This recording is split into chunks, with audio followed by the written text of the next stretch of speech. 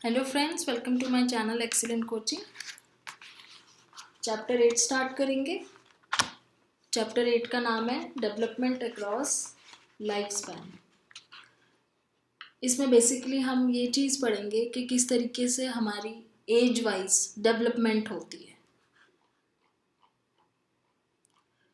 अब अगर हमने किसी ह्यूमन की डेवलपमेंट पढ़नी है हर स्टेज पे, बचपन से, जब से उसका बर्थ हुआ है, इवन उससे पहले भी कंसेप्शन हुआ, फिर बर्थ हुआ, उसके बाद वो कैसे कैसे ग्रो हुआ, कैसे डेवलप हुआ, तो उसके लिए हमें उसको बहुत लंबे समय तक स्टडी करना पड़ता है। तो काफ़ी मुश्किल होती है इस तरह की स्टडी जिसमें हमें किसी का लाइफ स्पैन स्टडी करना पड़े। जो स्टडी कर रहा होता है पर्सन, कई बार वो उस देर तक नहीं रहता है जितनी देर तक वो जिसको स्टडी कर रहा है वो बड़ा होता है। जैसे कोई रिसर्चर है जो खुद अभी अपनी मिडिल एज में है, वो किसी बच्चे को स्टडी कर रहा है जब से उसका कंसेप्शन हुआ है, और जब वो बच्चा बड़ा होता है तो रिसर्चर हो सकता है बहुत एजड हो जाए, वो उतना ना कर पाए, तो वो स्टडी पास ऑन हो जाती है उसके फॉलोअर्स तक। तो काफ़ी इसमें टाइम लगता है, रिसोर्सेज लगते हैं, काफ़ी मुश्किल होती है लाइफ स्पैन की स्टडी करना। तो इसको बोलते हैं हम ह्यूमन डेवलपमेंट की स्टडी करना। So human development is this scientific study of changes that occur in people as they age and from conception until death. जैसे जैसे किसी की एज बढ़ती है हम उसको स्टडी करते हैं, और उनकी कंसेप्शन से लेके और उनके बर्थ से पहले जो पीरियड होता है कंसेप्शन का, जो 9 मंथ्स का पूरा पीरियड होता है बर्थ से पहले, और बर्थ के बाद डेथ तक कैसे कैसे वो ग्रो हुए, उनके अंदर क्या क्या चेंजेस आए, उनकी पर्सनालिटी में उनकी बायोलॉजिकल चेंजेस कैसे आए, उनके कॉग्निशन में क्या चेंज आए, सोशल इंटरेक्शन में क्या चेंज आए, एक तरीके से ओवरऑल स्टडी करी जाती है। तो इसमें किस तरह के रिसर्च डिज़ाइन यूज़ होते हैं? सबसे पहले तो इसमें आता है लॉन्गिट्यूडनल डिज़ाइन। लॉन्गिट्यूडनल डिज़ाइन होते हैं जब हम एक पर्टिकुलर किसी एक ग्रुप को पकड़ लेते हैं और उसको हम स्टार्टिंग से लेके एंड तक स्टडी करते हैं।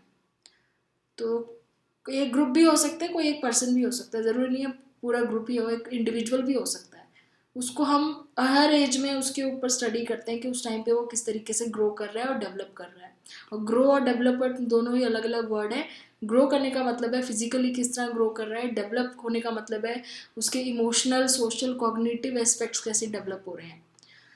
दूसरी होती है cross sectional design. Cross sectional में क्या होता है, हम एक ही टाइम पे बहुत सारे एज ग्रुप्स ले लेते हैं, डिफरेंट एज ग्रुप्स, और उस एज ग्रुप्स को एक टाइम पे स्टडी करते हैं। हम उनके हर एज पे नहीं जाते हैं।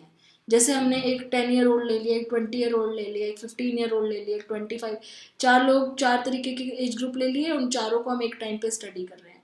तो हम यहाँ पे लॉन्गिट्यूडनल नहीं, लेंथ वाइज नहीं कर रहे हैं, उसकी एज पे नहीं जा रहे हैं, एक पर्सन की एज वाइज नहीं हो रही है, लेकिन बहुत सारी एजेस की एक साथ हो रही है, क्रॉस सेक्शनल। फिर आता है क्रॉस सिक्वेंशियल। क्रॉस सिक्वेंशियल का मतलब है जिसमें लॉन्गिट्यूडनल और क्रॉस सेक्शनल दोनों ही मिक्स होते हैं। कि आपने ग्रुप जो लिया है उसके अंदर बहुत सारे डिफरेंट एज ग्रुप्स हैं, अलग अलग एज के लोग हैं, और उनको आप लाइफ लॉन्ग स्टडी कर रहे हो। तो क्रॉस सेक्शनल मतलब अलग अलग एज ग्रुप्स इन्वॉल्व हैं, और लॉन्गिट्यूडनल मतलब आप उसको लाइफ लॉन्ग स्टडी कर रहे हो, starting from conception to death. तो ये तो और ज़्यादा टफ हो जाता है क्योंकि इसमें लॉन्गिट्यूडनल भी होता है, क्रॉस सेक्शनल भी होता है। अपने अपने एडवांटेजेस हैं, डिसएडवांटेजेस हैं सबके। लॉन्गिट्यूडनल डिज़ाइन का एडवांटेज ये है कि आप इनमें रियल एज रिलेटेड चेंजेस देख सकते हो किसी के अंदर भी, स्टार्टिंग से लेके एंड तक। डिसएडवांटेज क्या है, इतना लंबा टाइम लगता है इसमें, इतना एफर्ट लगता है, और पार्टिसिपेंट्स की भी डेथ हो जाती है कई बार इस पीरियड में, या फिर जो स्टडी कर रहा है उसकी भी डेथ हो जाती है सम रीज़न की वजह से, नेचुरल भी हो सकती है या जो भी है। और ये भी हो सकता है कि जिसको आप स्टडी कर रहे हो वो कहीं और मूव अवे हो गया, उसने अपनी लोकेशन चेंज कर ली, या उसने लूज़ कर दिया अपना इंटरेस्ट, वो नहीं करवाना चाहता अपने ऊपर रिसर्च। तो इस तरह की प्रॉब्लम्स आती हैं लॉन्गिट्यूडनल में। क्रॉस सेक्शनल के एडवांटेजेस क्या है कि क्विक है, थोड़ा सा उससे बेटर है लॉन्गिट्यूडनल से, क्योंकि बहुत सारे एज ग्रुप्स को आपने स्टडी कर लिया है। लेकिन इसमें क्या है कि सारे इंडिविजुअल्स अलग अलग हैं हर एक एज के, तो हम कंपेयर नहीं कर सकते उनको। एक 12 साल के बच्चे का किस तरह का डेवलपमेंट होगा, हम दूसरे 20 साल के बच्चे के साथ कंपेयर नहीं कर सकते। ये नहीं कह सकते कि उसका भी 12 साल में वही होगा या 12 साल वाले का 20 साल में सेम होगा। तो उस तरीके से हम एकदम जनरलाइज भी नहीं कर सकते हर चीज़ को, सबके अपने एक्सपीरियंसेस होते हैं। तो यहाँ पे ये इन्होंने चार्ट दिया हुआ है आपको समझाने के लिए। जैसे क्रॉस सेक्शनल डिजाइन क्या होता है, different participants of various ages are compared at one point of time in different age related differences. So group 1 होगा जिसमें 20 साल के पार्टिसिपेंट्स होंगे, 2 होगा 40 ईयर्स के होंगे, 3 होगा 60 ईयर्स के होंगे। उन सब की रिसर्च एक साथ हो रही है 2011 में। लॉन्गिट्यूडनल डिजाइन किया हुआ, सेम पार्टिसिपेंट होंगे, अलग अलग टाइम पे रिसर्च होगी। जब वो 20 साल के थे तब हुई रिसर्च, वही लोग जब 40 साल के हो गए तब हो गई रिसर्च, जो 20 साल के हुए थे तब वो 1971 में तब उनके ऊपर रिसर्च हुई थी, जब वो लोग 40 ईयर्स के हुए 1991 में तब उनके ऊपर स्टडी हुई, और फिर वही लोग जब 60 ईयर्स के हो गए हैं तो उनकी 2011 में उनके ऊपर स्टडी हुई। तो ये लॉन्गिट्यूडनल है, सेम लोगों के ऊपर हो रही है जैसे जैसे उनकी एज बढ़ रही है। क्रॉस सिक्वेंशियल क्या है, दोनों ही मिक्स है। एक चीज तो क्या है, आपने 2-3 एज ग्रुप्स ले लिए हैं, 20 साल ले लिया, 40 साल ले लिया, 25 साल ले लिया एंड 45 ईयर्स ओल्ड ले लिए, ठीक है, इस तरह से आपने ले लिए। अब इसमें क्या है, पहले आपने इनके ऊपर कब रिसर्च की, जब ये 20 साल और 40 साल के दो ग्रुप हुए थे 2011 में। अब ये दोनों ग्रुप में जब ये 25 साल का हो गया 20 साल वाला और दूसरा वाला 45 ईयर्स का हो गया, तो तब आपने इनकी 2016 में रिसर्च करी। तो इसमें लॉन्गिट्यूडनल भी आ गया और क्रॉस सेक्शनल भी आ गया। सबसे ज़्यादा प्रॉब्लम क्या होती है इस तरह की रिसर्च में, जो एज ग्रुप का डिफरेंस होता है ना, उसमें बहुत ज़्यादा प्रॉब्लम होती है। हम आईक्यू कंपेयर नहीं कर सकते अलग अलग लोगों की एज ग्रुप, आपस में कंपैरिजन करना बड़ा मुश्किल हो जाता है, एक एवरेज निकालना बहुत मुश्किल हो जाता है। तो ये सबसे बड़ी इसकी डिसएडवांटेज होती है ह्यूमन डेवलपमेंट की स्टडी में।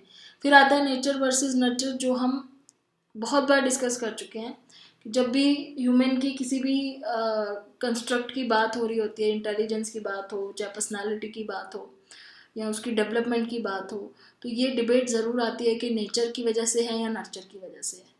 तो नेचर क्या कहती है कि हेरिडिटी की वजह से, ह्यूमन जो भी है वो हेरिडिटी की वजह से है।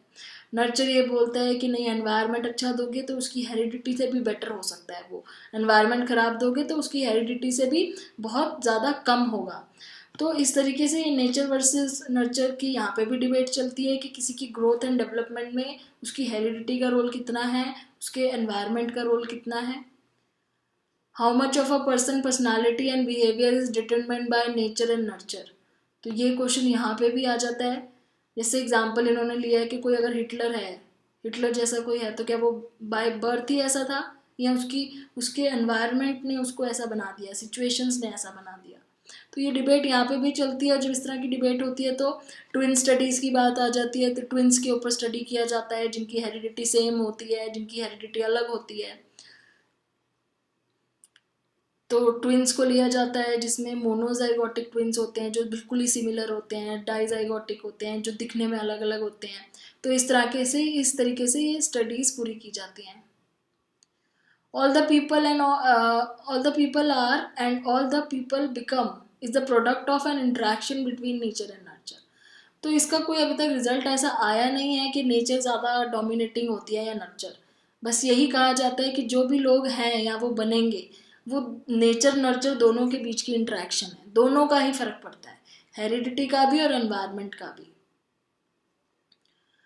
और एक इसमें एक नई फील्ड आई है, बिहेवियरल जेनेटिक्स। बिहेवियरल जेनेटिक्स क्या है, रिलेटिवली न्यू फील्ड है in the investigation of origin of behaviour, in which researcher try to determine how much of behavior is the result of genetic inheritance and how much is due to personal experiences।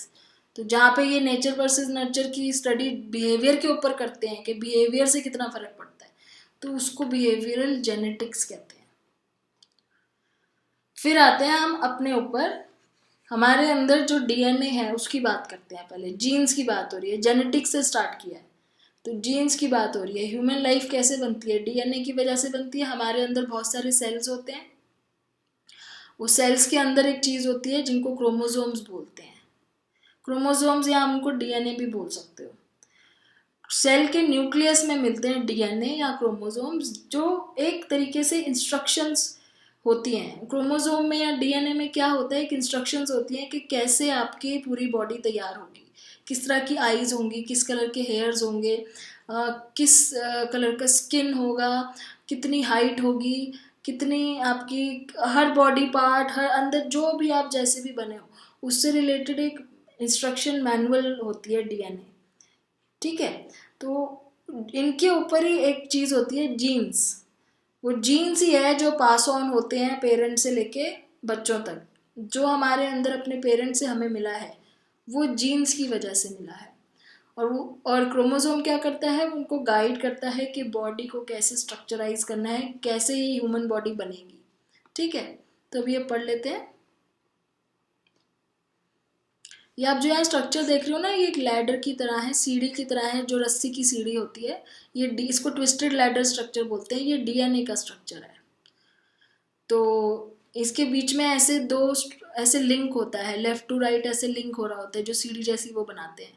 इनको बोलते हैं the rungs of ladder, rungs of ladder that link the two strands. तो ये एक strand जो यहाँ से जा रहा है, एक स्ट्रैंड यहाँ से जा रहा है, इन दोनों को ये जोड़ के रखा हुआ है बीच में जो रंग्स हैं। और ये अमाइन के हैं। Amine contain genetic code for building the proteins that makeup. हमारी बॉडी प्रोटीन से बनी हुई है और इन्हीं अमाइन के अंदर वो प्रोटीन्स होते हैं जिनको हम जीन्स बोलते हैं, जो डीएनए को, क्रोमोसोम्स को इंस्ट्रक्शन देती है कि किस तरीके से बॉडी ऑर्गेनिक लाइफ बनानी है। बॉडी क्या मतलब हर चीज़, जितनी भी चीज़ें हमारे अंदर। So genetics is this science of heredity. तो understanding how genes transmit human characteristics and traits involve defining new basic terms. तो हेरिडिटी के बारे में हम पढ़ रहे हैं तो हम इसको बोलेंगे जेनेटिक्स। डीएनए का फुल फॉर्म क्या है? Deoxy ribonucleic acid. ये एक बहुत स्पेशल काइंड ऑफ मॉलिक्यूल होता है, smallest particle of a substance that still has all the properties of the substance. So DNA consist of 2 very long sugar phosphate strands. तो ये जो साइड में इसके स्ट्रैंड्स दिख रहे हैं आपको, ये जो स्ट्रैंड्स हैं इस तरीके से ट्विस्टेड स्ट्रैंड्स हैं, ये फॉस्फेट स्ट्रैंड्स हैं, each link together by certain chemical elements called amines और बेसिस। तो ये आपस में जो जुड़े हुए हैं बीच में इन चीज़ों से, इनको हम एमाइंस बोलेंगे। Amines are organic structure that contain genetic code. इन्हीं के ऊपर जीन्स होते हैं, जेनेटिक कोड्स होते हैं, जो कि एक प्रोटीन है जो हमको हमारी ऑर्गेनिक लाइफ को बनाता है। इसी के अंदर हमारी हेरिडिटी होती है, जो भी हमें अपने पेरेंट्स से मिला है, hair colour, muscle, skin, exam, ये सब चीज़ें, and control life of each cell. So each section of DNA containing a certain sequence order of these amines is called genes। तो हर सेक्शन में जीन्स हैं डीएनए के, ठीक है। These genes are located on rod shaped structures called chromosomes। तो ये जो rod shape structures होते हैं कुछ इस तरह के होते हैं क्रोमोसोम्स दिखने में, इसके ऊपर जीन्स होते हैं, रॉड की तरह होते हैं। तो ये कहाँ मिलते हैं chromosomes? Nucleus of a cell में। कितने क्रोमोसोम्स होते हैं हमारे अंदर? टोटल 46 क्रोमोसोम्स होते हैं, क्योंकि 23 हमें अपने फादर से मिलते हैं और 23 हमें अपने मदर से मिलते हैं। उसमें से जो पहले 22 पेयर्स होते हैं, ये पेयर्स हैं, मैं पेयर्स की बात कर रही हूँ, तो 23 पेयर्स फादर से मिलते हैं, 23 पेयर्स मदर से मिलते हैं। तो 22 जो होते हैं, 23 में से जो 22 पेयर्स हैं उनको तो ऑटोजोम्स बोलते हैं, जो ये डिसाइड करते हैं कि हमारी बॉडी, हमारी शक्ल, ये सब चीज़ें कैसे बनेंगी। जो लास्ट पेयर होता है 23rd पेयर, ये सबसे ज़्यादा इंपॉर्टेंट है, ये हमारा सेक्स डिसाइड करता है, मेल फीमेल। तो यही वाला जो क्रोमोसोम होता है इसमें एक्स और वाई होते हैं। तो मेल क्रोमोसोम होगा तो एक्स वाई होगा, फीमेल होगा तो एक्स एक्स होगा। तो 23rd क्रोमोसोम है जो हमारा जेंडर डिसाइड करती है, ठीक है। तो इस तरीके से ये जेनेटिक्स की बात हो गई। अब आगे चलते हैं, dominant and recessive gene. Dominant और रिसेसिव जीन क्या होता है? जैसे सपोज किसी एक के मदर के ब्राउन हेयर्स हैं और फादर के ब्लैक हेयर्स हैं, ठीक है, लेकिन बच्चे के ब्राउन होंगे कि ब्लैक होंगे वो कैसे पता चलेगा? वो ऐसे पता चलेगा कि जो जीन मदर से मिला है वो डोमिनेंट जीन है कि जो फादर से मिला है वो डोमिनेंट है। दोनों में से जिसका जीन डोमिनेंट होगा वो ही कलर उसके बच्चे के हेयर में आएगा, और दूसरा जीन जो डोमिनेंट नहीं होता उसको हम रिसेसिव कह सकते हैं। तो कहने का मतलब डोमिनेंट कौन है? जो ज़्यादा स्ट्रॉन्ग होगा, रिसेसिव जो वीक होगा। Dominant means strong, recessive means weak. तो जैसे मदर फादर से हमें दोनों से ही जीन्स मिलते हैं, लेकिन कुछ चीज़ें हमारी मदर से मिलती हैं, कुछ चीज़ें फादर से। तो जो चीज़ें हमारी मदर से मिल रही हैं दैट मीन्स वो वाले जीन्स जो हैं वो हमारी मदर के डोमिनेंट थे, और हमारे फादर के रिसेसिव थे, और जो चीज़ें हमारे फादर से मिल रही हैं वो जीन्स हमारे फादर में डोमिनेंट थे, मदर में रिसेसिव थे। तो ये होता है।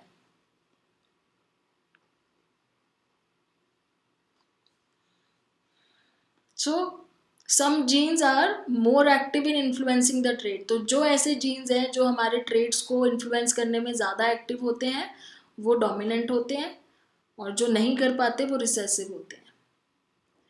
ठीक है।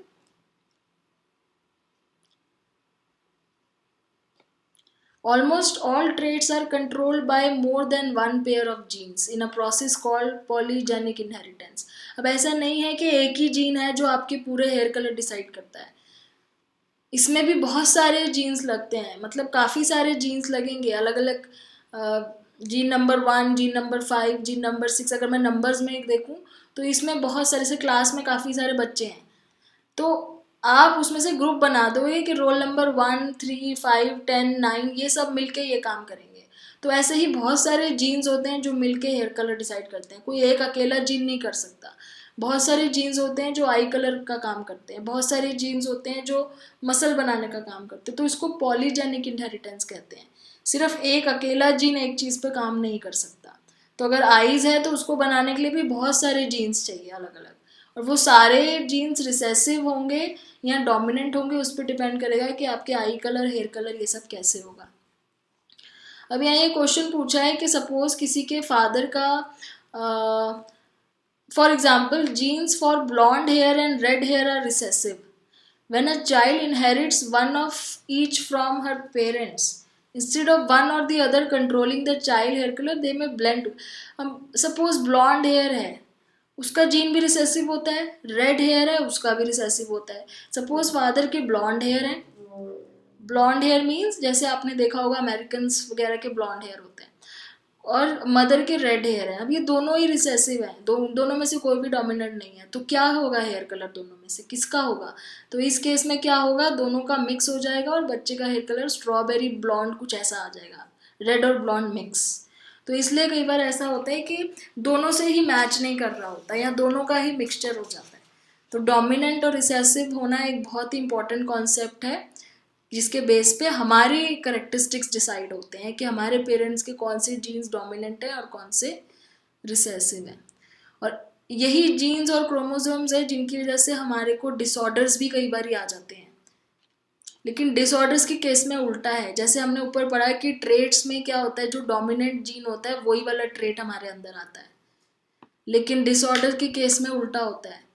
अगर जो जेनेटिक डिसऑर्डर है वो अगर किसी रिसेसिव जीन ने कैरी किया हुआ है तो वो हमारे अंदर आ जाएगा, डोमिनेंट से नहीं आएगा। ट्रेट के डिसऑर्डर के केस में एकदम उल्टा है।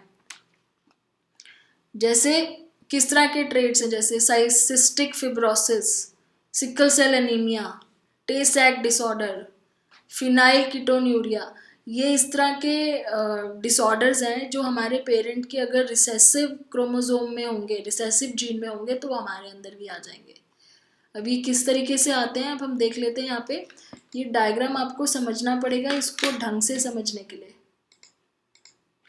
अब जैसे समझ लो यहाँ पे ये पेरेंट है मदर, मदर का जो रिसेसिव जीन है, रिसेसिव जीन मतलब इन्होंने स्मॉल पी जो लिया हुआ है ये रिसेसिव है, छोटा पी, कैपिटल पी डोमिनेंट है, ठीक है। इसका जो रिसेसिव जीन है इसको PKU जीन है, ये PKU मतलब फिनाइल कीटोन्यूरिया वाली डिसऑर्डर है इसमें। फादर के किसी भी जीन में PKU नहीं है, नॉर्मल है एकदम फादर। अब जैसे यहाँ पे क्या होगा, अगर मदर का नॉर्मल जीन जाता है, ठीक है, और फादर के तो दोनों ही नॉर्मल है तो बच्चा नॉर्मल होगा एकदम, ठीक है। मदर का नॉर्मल जीन गया, फादर का तो दोनों ही नॉर्मल है, बच्चा नॉर्मल है। मदर का नॉर्मल जीन का मतलब डोमिनेंट की बात कर रही हूँ मैं, क्योंकि जो डिसऑर्डर होता है वो रिसेसिव जीन में होता है। नॉर्मल जीन गया, फादर का भी नॉर्मल गया, नॉर्मल हुआ, कोई प्रॉब्लम नहीं। तीसरे केस में क्या है, मदर का रिसेसिव जीन गया और फादर का नॉर्मल था, तो यहाँ पे बच्चा कैरियर बन गया इस जीन का, इसको कुछ होगा नहीं, बच्चे को PKU होगा नहीं, प्रॉब्लम होगी नहीं, लेकिन ये कैरियर बन जाएगा। चौथे केस में मदर का फिर से रिसेसिव जीन गया और फादर का नॉर्मल गया, तो इस केस में भी बच्चा कैरियर बन जाएगा उस पर्टिकुलर डिसऑर्डर का। तो 4 में से 2 बार चांसेस ऐसे होंगे कि बच्चे को प्रॉब्लम होगी नहीं, लेकिन वो उस चीज़ का कैरियर बन जाएगा, वो आगे ट्रांसमिट कर सकता है अपने बच्चों में, ठीक है, पर उसको ये प्रॉब्लम नहीं होगी। तो ये तो हो गया ऐसा केस जिसमें एक पेरेंट को था, दूसरे को नहीं था। अब ये वाला केस है जिसमें दोनों ही पेरेंट को है, दोनों के रिसेसिव जीन में है, क्योंकि ये डिसऑर्डर रिसेसिव जीन में ही होता है। रिसेसिव में यहाँ पे इन्होंने स्मॉल p को रिसेसिव दिखाया हुआ है और कैपिटल P नॉर्मल है। अब ये जो छोटा p है रिसेसिव वाला, इसमें वो PKU वाला डिसऑर्डर है। अब क्या होगा, मदर का नॉर्मल गया, फादर का भी नॉर्मल गया, बच्चा नॉर्मल है। मदर का नॉर्मल लेकिन फादर का रिसेसिव आ गया, तो बच्चा कैरियर हो गया। जैसे ऊपर था, एक नॉर्मल एक रिसेसिव में बच्चा कैरियर हो जाता है। तीसरे केस में मदर का रिसेसिव आया लेकिन फादर का डोमिनेंट आ गया, नॉर्मल वाला, तो भी बच्चा कैरियर ही होगा। चौथे केस में क्या होगा, मदर का भी रिसेसिव आ गया, फादर का भी रिसेसिव आ गया। इस केस में बच्चे को PQ वाली प्रॉब्लम हो जाएगी, क्योंकि यहाँ पे दोनों ही वो वाले जीन आ गए जो रिसेसिव थे, जिनके अंदर डिसऑर्डर था। तो इस तरीके से ये डिसऑर्डर ट्रांसमिट होता है। आपको मैं दोबारा एक बार समझा देती हूँ। मदर के डोमिनेंट जीन में कोई डिसऑर्डर नहीं है, रिसेसिव में डिसऑर्डर होता है। फादर के भी डोमिनेंट में नहीं है, रिसेसिव में डिसऑर्डर होता है। डोमिनेंट जीन जहाँ जहाँ पे गया और फादर का जहाँ पे डोमिनेंट गया वहाँ पे कोई प्रॉब्लम नहीं हुई, लेकिन एक जगह ऐसी थी जहाँ पे मदर का डोमिनेंट आ गया, फादर का रिसेसिव आ गया, वहाँ पे बच्चा कैरियर बन गया लेकिन उसको प्रॉब्लम नहीं हुई। एक और जगह ऐसी थी जहाँ पे फादर का रिसेसिव आ गया और मदर का डोमिनेंट आ गया, तो भी वो कैरियर बना। जब एक डोमिनेंट हो एक रिसेसिव हो तो कैरियर होता है, कुछ नहीं होता। लेकिन अगर दोनों ही रिसेसिव आ गए जिसके अंदर डिसऑर्डर है, तो वो बच्चा भी उस बीमारी से इफेक्ट होगा। और जब तक दोनों नहीं आते रिसेसिव, तब तक वो सिर्फ उसको कैरी करेगा, आगे ट्रांसमिट कर सकता है, उसको इफेक्ट नहीं करेगी वो प्रॉब्लम। तो इस तरीके से डिसऑर्डर्स भी हैं जो हमें जेनेटिक डिसऑर्डर्स जो होते हैं, जो हमें आगे अपने पेरेंट्स से या उनको उनके पेरेंट्स से जो मिल जाते हैं जीन्स की वजह से। तो ये यहाँ पे इस तरीके से दिखाया हुआ है। तो इसके आगे अब हम नेक्स्ट वीडियो में डिस्कस करते हैं। आई होप आपको ये वाला कॉन्सेप्ट जो है समझ में आ गया होगा, इसको आप ध्यान से समझ लेना। फिर आगे बात करते हैं नेक्स्ट वीडियो में। Thanks for watching.